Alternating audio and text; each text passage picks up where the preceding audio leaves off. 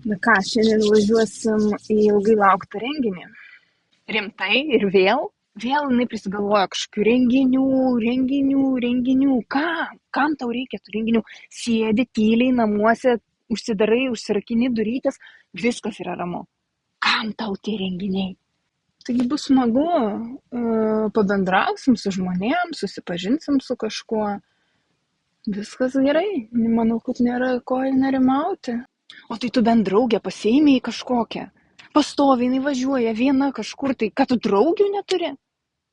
Ne, kad niekam ir nesiūliau kažkaip, tai galvoju, kaip tik nuvažiuosim, susipažinsim ten, nes jeigu pasimsiu draugę, tai ką ten, paskui su ta draugė visą laiką ir būsiu, nei pašnekėsiu su kažkuo nauju.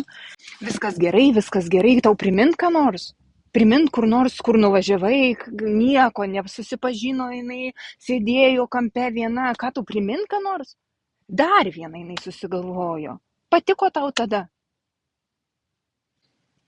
Klausyk, mes jau susitarėm prieš važiuodamos, kad tu sėdėsi gale, aš tave vežuosi, viskas yra gerai, tu kvėpuok, medituok, ramiai, gali bijot, gali nebijot, aš važiuoju ir vairas yra šitoj vietoj, o ne gale, okei?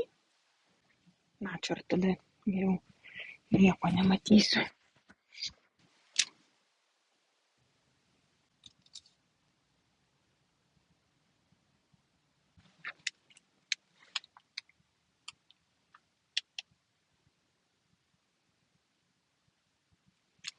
Susirgčiau, tai tikrai nevažiuotų.